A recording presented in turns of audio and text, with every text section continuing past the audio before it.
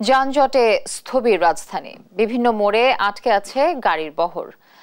দর্শক, এ নিয়ে আরো জানাতে গুলিস্তান মোড় থেকে যুক্ত হচ্ছেন সহকর্মী আলিমুজ্জামান সাফওয়ান। সাফওয়ান, যানজট পরিস্থিতি কেমন দেখছেন? আপনার চোখে কেমন পড়ছে আসলে?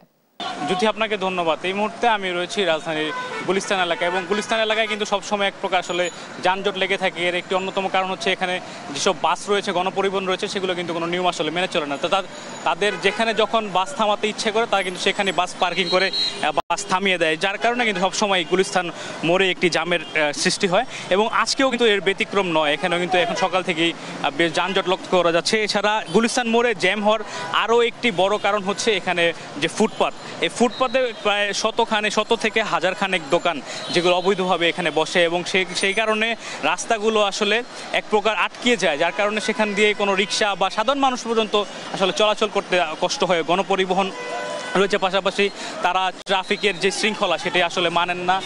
আপনারা কিন্তু দেখতে পাচ্ছেন যে রাস্তার মাঝখানে কিন্তু তারা বাস থামিয়ে যাত্রী ওঠানামা করে, এবং যার কারণে পিছনের যে গাড়িগুলো রয়েছে সেগুলো কিন্তু আটকে যায়। এছাড়া গুলিস্তান এলাকার আরেকটি বড় সমস্যা রয়েছে, এখানে বিভিন্ন রুটের কিছু সিএনজি লেগুনা চলে, যেগুলোর আসলে কোনো নির্ধারিত পার্কিংয়ের কোনো স্থান নেই, সেগুলো কিন্তু রাস্তার মধ্যে পার্কিং করা হয়, এবং রাস্তা আটকিয়ে সেখানে যে পার্কিং করা হয়, যার কারণে রাস্তাগুলো কিন্তু আসলে আটকে থাকে, যার কারণে সেখান দিয়ে কিন্তু